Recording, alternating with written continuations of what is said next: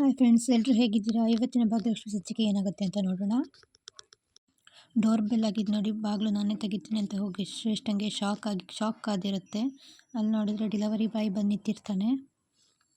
ಆಗ ಶ್ರೇಷ್ಠ ನೀನು ಯಾಕೆ ಬಂದೆ ಅಂತ ಕೇಳಿದಾಗ ಅವ್ನು ಹೇಳ್ತಾನೆ, ಬೂಂದಿ ಬಿಟ್ಟು ಹೋಗೋದು ಮರ್ತ್ಬಿಟ್ಟೆ ಮೇಡಮ್, ಅದಕ್ಕೆ ಕೊಡೋಕ್ಕಂತ ಬಂದಿದೆ. ಅಕಸ್ಮಾತ್ ನಾನು ಕೊಟ್ಟಿಲ್ಲ ಅಂದರೆ ನೀವು 1 ಸ್ಟಾರ್ ಕೊಟ್ಟರೆ ಏನು ಮಾಡೋದು, ಅದಕ್ಕೆ ಕೊಟ್ಟೋಗೋಣ ಅಂತ ಬಂದೆ ಅಂತ ಹೇಳ್ತಾನೆ. ಅಷ್ಟೊತ್ತಿಗೆ ಕುಸುಮ ಬರ್ತಾಳೆ. ಅಂದರೆ ಯಾರು ನೋಡೋಣ ಅಂದ್ಕೊಂಡು ಎದ್ದು ಬರ್ತಾಳೆ. ನೋಡಿದ್ರೆ ಡೆಲಿವರಿ ಬಾಯ್. ಯಾಕಪ್ಪ, ಯಾರು ನೀನು ಅಂತ ಕೇಳಿದಾಗ ಶ್ರೇಷ್ಠ ಇಲ್ಲ, ಅಡ್ರೆಸ್ ಮಿಸ್ ಆಗಿ ಬಂದಿದ್ದು ಅಂತ ಕುಸುಮನ ಹತ್ರ ಸುಳ್ಳು ಹೇಳ್ತಾಳೆ. ಆಗ ಡೆಲಿವರಿ ಬಾಯ್ ನಿಜ ಹೇಳ್ತಾನೆ, ಇಲ್ಲ ಮೇಡಮ್, ನಾನು ಇಲ್ಲಿಗೆ ಬಂದಿದ್ದು, ಇವರು ಬಿಸಿಬೇಳೆಭಾತ್ ಆರ್ಡ್ರ್ ಮಾಡಿದ್ರು, ಬೂಂದಿ ಕೊಟ್ಟಿರಲಿಲ್ಲ, ಕೊಟ್ಟು ಹೋಗೋಣ ಅಂತ ಬಂದೆ ಅಂತ ಹೇಳ್ತಾನೆ ಅಂತ ಹೇಳಿ ಹೋಗ್ತಾನೆ. ಶ್ರೇಷ್ಠನಿಗೆ ಎಂತ ಮಾಡಬೇಕಂತ ಗೊತ್ತಾಗದೆ ಬೂಂದಿ ಬಾಕ್ಸ್ ಇಸ್ಕೊಬಂದು ಒಳಗಡೆ ಓಡಿ ಬರ್ತಾಳೆ. ಕುಸುಮನೂ ಅವಳ ಹಿಂದೆ ಬರ್ತಾರೆ. ಕುಸುಮ ಬಂದ್ಬಿಟ್ಟು ನಿಂತ್ಕೊಳ್ಳಿ, ಹೋಟ್ಲಿಂದ ತಿಂಡಿ ತರಿಸ್ಬಿಟ್ಟು ನಾಟಕ ಮಾಡ್ತಿದ್ಯಾ, ನೀನೇ ಮಾಡಿದ್ದು ಅಂತ ಬೈತಾಳೆ ಶ್ರೇಷ್ಠಂಗೆ. ಆಗ ಕುಸುಮನ ಗಂಡನೂ ಹೇಳ್ತಾಳೆ, ಕುಸುಮ ನಾನು ಆಗಲೇ ಹೇಳಿಲ್ವಾ, ಇದು ಹೋಟ್ಲು ತಿಂಡಿ, ನಾನು ಒಂದ್ಸಲ ಟೇಸ್ಟ್ ಮಾಡಿದ್ನ ನಾನು ಮರೆಯೋದಿಲ್ಲ, ಹೋಟ್ಲದೇ ತಿಂಡಿ ಇದು ಅಂತ ಹೇಳ್ತಾನೆ. ಆಗ ಶ್ರೇಷ್ಠ ಅತ್ತೆ ಅದು ಇದು ಅಂತಾಳೆ. ಆಗ ಕುಸುಮ ಸಾಕು ಮುಚ್ಚು ಬಾಯಿ, ನನ್ನ ನಂಬಿಕೆ ಹಾಳು ಮಾಡಿಬಿಟ್ಟಿಯಲ್ಲ ನೀನು ಅಂತ ಬೈತಾಳೆ. ಆಗ ಸುಂದ್ರಿ ಮತ್ತು ಪೂಜಾ ಇಬ್ಬರು ಅವಳ ಕೈಲಿರೋ ಬೂಂದಿ ತೊಗೊಂಡ್ಬಿಟ್ಟು ಶ್ರೇಷ್ಠಂಗೆ ಕಾಮಿಡಿ ಮಾಡ್ಕೊಂಡು ಮಾತಾಡ್ಕೊಂಡು ನಗಾಡ್ತಾರೆ. ಅವ್ರ ಕಾಮಿಡಿಗೆ ಮನೆಯವರೆಲ್ಲ ನಗಾಡ್ತಾರೆ. ಆಗ ಭಾಗ್ಯನೂ ಹೇಳ್ತಾನೆ, ಅಷ್ಟೇ ಅಲ್ಲದೆ ಇವಳು ಅಡುಗೆ ವಿಶೇಷತೆಯಲ್ಲಿ ಯಾವುದೇ ರೇಷನ್ ಇಲ್ಲದೆ ಅಡುಗೆ ಮಾಡ್ತಾಳೆ ಅಂತ ಹೇಳ್ತಾಳೆ. ಆಗ ಸುಂದ್ರಿನೂ ಹೇಳ್ತಾಳೆ, ಹೌದು ಹೌದು ಅಂತ ಹೇಳಿ ಕಾಮಿಡಿ ಮಾಡ್ಕೊಂಡು ನಗಾಡ್ತಾಳೆ.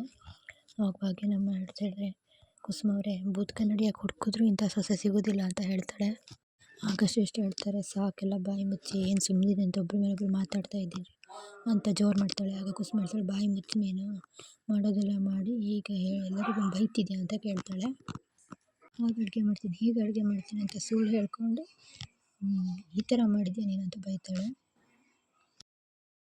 ಆಗ ಶ್ರೇಷ್ಠ ಹೇಳ್ತಾಳೆ, ಸಾರಿ ಅತ್ತೆ, ನಂಗೆ ಬೆಳಗ್ಗೆಯಿಂದ ಕೆಲಸ ಮಾಡಿ ಸುಸ್ತಾಗಿತ್ತು, ಅದಕ್ಕೆ ಹೀಗೆ ಮಾಡಿದೆ, ಸಾರಿ ಅಂತ ಹೇಳ್ತಾಳೆ. ಆಗ ಕುಸುಮ ಹೇಳ್ತಾಳೆ, ಬೆಳಗ್ಗೆಯಿಂದ ಎಂಥ ಕೆಲಸ ಏನು ಮಾಡಿ ಒಂದು ಕಾಫಿ ಮಾಡ್ಕೊಂಡು ನಿಂಗೆ ಇಷ್ಟು ಸುಸ್ತಾಯ್ತಾ ಕೇಳ್ತಾಳೆ. ಅದಕ್ಕೆ ಶ್ರೇಷ್ಠ ಹೇಳ್ತಾಳೆ, ಆಫ್ಟರ್ ಆಲ್ ಒಂದು ಫುಡ್ ಆರ್ಡ್ರ್ ಮಾಡೋಕ್ಕೆ ಇಷ್ಟೆಲ್ಲ ಮಾತಾಡ್ತಿದ್ದೀರಾ ಕೇಳ್ತಾಳೆ. ಆಗ ಭಾಗ್ಯನ ಮಾವ ಹೇಳ್ತಾರೆ, ಏನು ಶ್ರೇಷ್ಠ ಇಷ್ಟ ಸಡ್ಡಾಗಿ ಮಾತಾಡ್ತಾ ಇದ್ದೀಯಾ, ನಮ್ಮ ಭಾಗ್ಯ ಎಲ್ಲ ಕೆಲಸ ಒಬ್ಬಳೇ ಮಾಡ್ತಿದ್ಲು ಗೊತ್ತಾ, ಎಷ್ಟೊತ್ತಿಗೆ ಅವ್ಳದ್ದೆಲ್ಲ ಕೆಲಸ ಆಗಿರ್ತಿತ್ತು ಅಂತಾನೆ.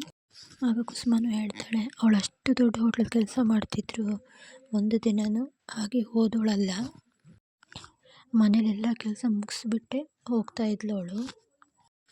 ಅತ್ತೆಗೇನು ಬೇಕು, ಮಾವಂಗೇನು ಬೇಕು, ಮಕ್ಳಿಗೇನು ಬೇಕು, ಗಂಡಂಗೇನು ಬೇಕು ಎಲ್ಲ ತಿಳ್ಕೊಂಡು ಎಲ್ಲ ಕೆಲಸ ಮಾಡಿಟ್ಟು ಆಮೇಲೆ ಹೋಟ್ಲಿಗೆ ಹೋಗ್ತಿದ್ಲು ಅವಳು ಅಂತ ಹೇಳಿ ಅವರಿಬ್ಬರು ಹೊಗಳುತ್ತಾರೆ ಭಾಗ್ಯನ. ಆಗ ಶ್ರೇಷ್ಠ ಹೇಳ್ತಾಳೆ, ಅವಳು ದೊಡ್ಡ ಥರ, ಅವಳಿಗೆ ಆರ್ಡ್ರ್ ಮಾಡೋಕ್ಕೆ ಬರಲ್ಲ, ಅದಕ್ಕೆ ಮಾಡ್ತಿದ್ಲು ಕೆಲಸ ಅಂತಾಳೆ. ಆಗ ಭಾಗ್ಯ ನಮ್ಮ ಶ್ರೇಷ್ಠನ ಅವಳ ಕಡೆ ತಿರುಗಿಸಿ ಒಂದು ಕಪಾಲಕ್ಕೊಂದು ಕೊಡ್ತಾರೆ. ಮತ್ತೆ ಹೇಳ್ತಾರೆ, ಶ್ರೇಷ್ಠ ನೀನು ಕಡೆ ದೊಡ್ಡಿ, ನಮ್ಮ ಭಾಗ್ಯ ಅಲ್ಲ ಅಂತ ಹೇಳಿ ಬೈತಾರೆ. ಆಗ ಭಾಗ್ಯನ ಹೇಳ್ತಾಳೆ, ಅಲ್ಲಮ್ಮ ಶ್ರೇಷ್ಠ, ನಿಂಗೆ ಅಡುಗೆ ಮಾಡೋಕ್ಕೆ ಬರಲ್ಲ, ಇನ್ನು ಮನೆ ಹೇಗೆ ಸಂಭಾಳಿಸ್ತೀಯ ನೀನು ಅಂತ ಕೇಳ್ತಾರೆ.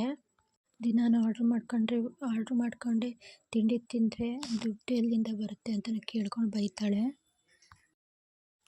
ಈ ಮನೇಲಿ ಇರೋದಾದರೆ ನನ್ನ ಮಾತನ್ನ ಹೇಗೆ ಹೇಳ್ತೀನೋ ಹಾಗೆ ಕೇಳ್ಕೊಂಡು ಇರೋದಾದರೆ ಸರಿ ಅಂತ ಹೇಳ್ಕೊಂಡು ಬೈತಾಳೆ. ನೋಡಿ ಶ್ರೇಷ್ಠ, ಇದು ನಿಂಗೆ ಕೊನೆ ಎಚ್ಚರಿಕೆ, ಲಾಸ್ಟ್ ವಾರ್ನಿಂಗ್, ಇನ್ನೊಂದು ಸಲ ಹೀಗೆ ಮಾಡಿದ್ರೆ ಈ ಕುಸುಮನ್ ಬೇರೆ ಮುಖ ನೋಡಬೇಕಾಗತ್ತೆ, ಹೋಗಿ ಅಡುಗೆ ಮನೇಲಿ ಕೆಲಸ ನೋಡು ಅಂತ ಕಳಿಸ್ತಾಳೆ. ಕಡೆ ಅಡುಗೆ ಮನೆ ಬಂದ್ಕೊಂಡು ನಾನು ನಾಳೆ ಹೇಗಾದರೂ ಮಾಡಿ ಆಫೀಸಿಗೆ ರಜೆ ಮಾಡಬಾರ್ದು, ಇವತ್ತು ಸುಮ್ಮನೆ ರಜೆ ಮಾಡಿದ್ದು ನಾನು, ನಾಳೆ ಹೇಗಾದರೂ ಆಫೀಸಿಗೆ ಹೋಗಲೇಬೇಕು ಅಂತ ಅಂದ್ಕೊಂತ ತಾಂಡವಿಗೆ ಹೇಳ್ತಿರ್ತಾಳೆ. ಅಷ್ಟೊತ್ತಿಗೆ ಕುಸುಮ ಬಂದು ಇವಳು ಮಾತೆಲ್ಲ ಕೇಳ್ಕೊಂಡು, ನಿನ್ನ ನಾಳೆನೂ ರಜೆ ಮಾಡಬೇಕು, ನಿನ್ನ ನಾಳೆ ಕೆಲಸಕ್ಕೆ ಹೋಗಿಲ್ಲ, ತಾಂಡವಿಗೂ ನಾನು ಹೇಳ್ತೀನಿ ಅಂತ ಹೇಳ್ತಾಳೆ. ಒಟ್ಟಿನಲ್ಲಿ ಶ್ರೇಷ್ಠ ಮನೆ ಕೆಲಸ ಮಾಡಿ ಒಂದು ಕತೆ ಆಗುತ್ತೆ ಅವಳದು. ಒಂದು ಕಡೆ ಸುಂದರಿ ಪೂಜೆನೂ ಅವಳನ್ನೆಲ್ಲ ಒರೆಸಿರ್ಬೇಕಾದ್ರೆ ತುಳಿದು ಮತ್ತೆ ಕೆಲಸ ಮಾಡಿಸ್ತಿರ್ತಾಳೆ.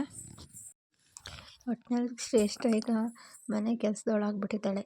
ಮುಂದಿನ ಸಂಚಿಕೆ ಏನಾಗುತ್ತೆ ಅಂತ ನೋಡೋಣ. Thank you.